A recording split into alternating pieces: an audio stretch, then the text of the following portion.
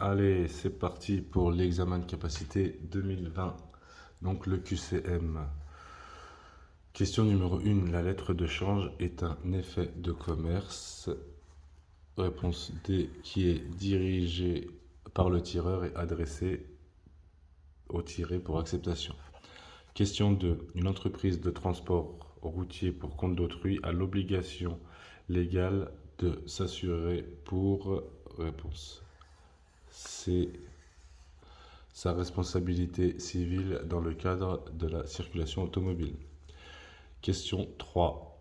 Dans une SARL, société à responsabilité limitée, le gérant n'a pas obligatoirement la qualité de commerçant. Réponse A. Question 4. En transport routier intérieur de marchandises, le délai pour intenter une action récursoire est d'un mois à dater de l'action principale. Question 5. Dans le cadre d'une créance liée à un contrat de transport, l'injection de payer doit toujours être faite devant le tribunal du domicile du débiteur ou l'un des débiteurs s'ils sont plusieurs.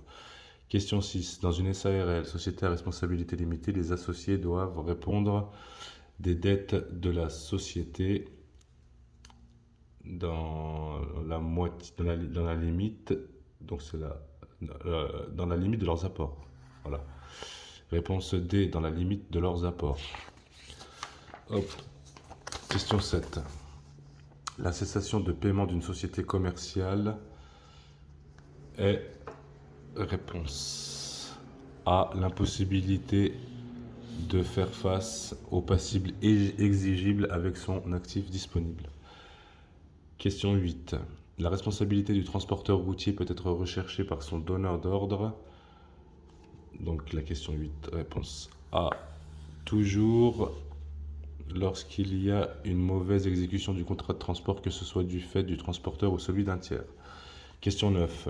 Les commissaires aux comptes ont pour mission de, réponse D, certifier la régularité et la sincérité des comptes. Réponse D. Question 10. Parmi les 4 mentions figurant ci-dessous, une mention doit figurer obligatoirement dans les statuts d'une société. Réponse A, l'objet social de la société. Question 11. Le président d'une société par action simplifiée, SAS, peut être une personne physique ou une personne morale. Réponse D. Question 12. En transport routier intérieur, la prescription d'1 an est interrompue par une action en justice. Question 13. Alors, question 13. La faillite personnelle est une condamnation d'une personne physique. Réponse A. Question 14. Le mécanisme de la taxe sur la valeur ajoutée a une incidence sur, réponse C, la trésorerie de l'entreprise. Question 15. Question 15. Les disponibilités représentent les liquidités dont dispose l'entreprise à la date du bilan. Réponse C. Question 16. Le seuil de rentabilité est atteint lorsque le chiffre d'affaires permet de couvrir tous les coûts. Réponse C. Question 17. Un examen médical de reprise doit être organisé au bénéfice d'un salarié après un arrêt de travail pour une maladie non professionnelle d'une durée d'au moins, réponse D, 30 jours. Question 18. Question 18. En cas de licenciement individuel d'un salarié pour motif économique, l'employeur doit informer l'administration, réponse C, dans les 8 jours suivant l'envoi de la lettre de licenciement. Question 19. Selon la RSE, un conducteur doit observer une pause d'au moins 45 minutes après un temps de conduite de 4h30. Réponse B. Question 20. Selon la RSE, la pause de conduite peut être fractionnée en deux périodes. Réponse B, 15 minutes, puis 30 minutes. Question 21. Un conducteur qui a effectué 4 heures de travail le dimanche dans une entreprise de transport routier doit être rémunéré suivant une indemnité forfaitaire fixée par les conventions collectives en plus du paiement des heures effectuées le dimanche. Réponse D. Question 22. Un contrat de travail à durée déterminée peut être conclu pour remplacer, réponse A, un salarié temporairement absent pendant la durée de son absence. Question 23. Selon la réglementation, la RSE, en cas de fractionnement du repos journalier, la durée minimale de la première fraction de repos doit être au moins de 3 heures. Réponse D. Ensuite, 24. Sauf danger immédiat pour la sécurité, une inaptitude définitive du poste de travail est reconnue, réponse B, par le médecin du travail après au moins un examen médical et étude du poste. Réponse B.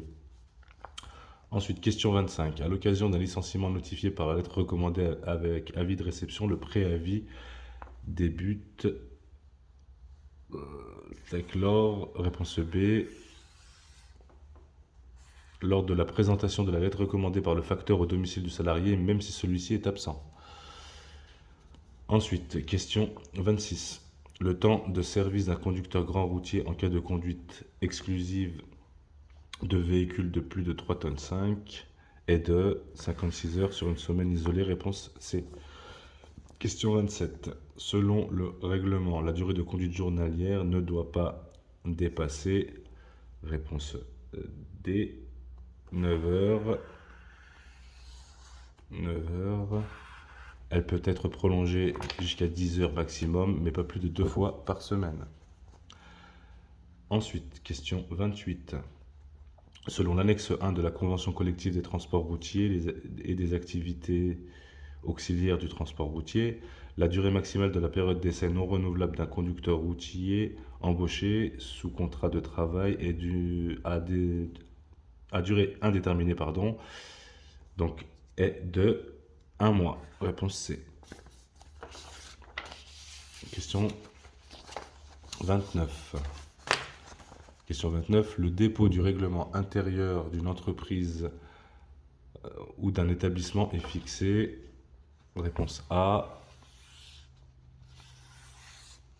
Est effectué au secrétariat greffe du conseil de prud'homme dans le ressort duquel l'entreprise ou l'établissement est situé et auprès de l'inspecteur du travail. Réponse A. 30. Le contrat type général est applicable au transport routier public de marchandises prévoit que lors d'une pesée du véhicule est effectué, le coût de la pesée et du déplacement éventuel du véhicule est supporté par le demandeur. Réponse D.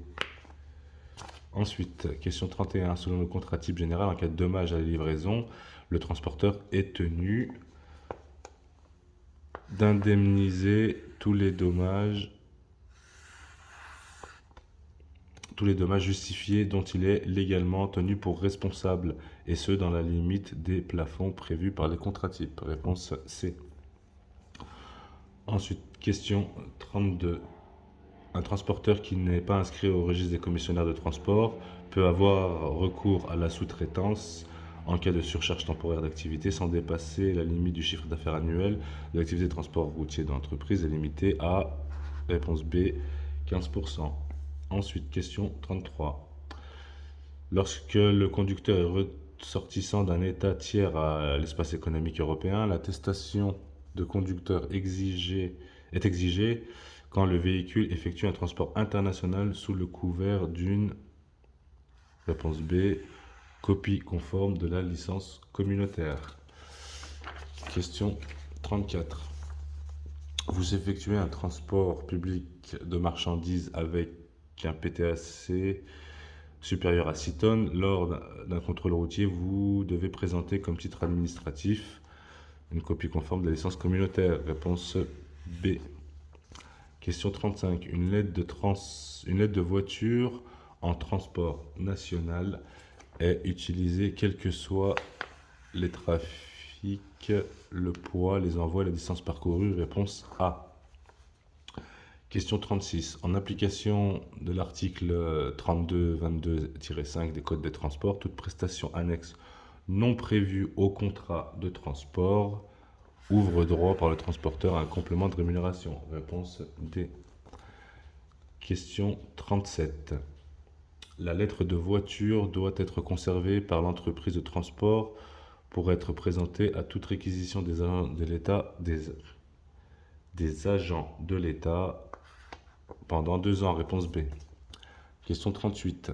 Selon le contrat dit général applicable des transports routiers de marchandises, les opérations de chargement-déchargement incombent respectivement à l'expéditeur ou les destinataires, sauf si les envois sont inférieurs à 3 tonnes.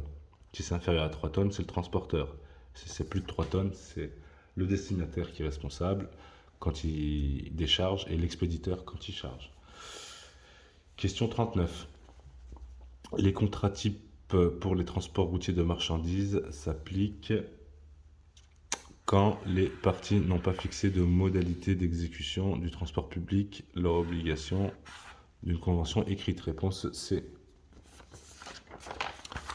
Ensuite, question 40.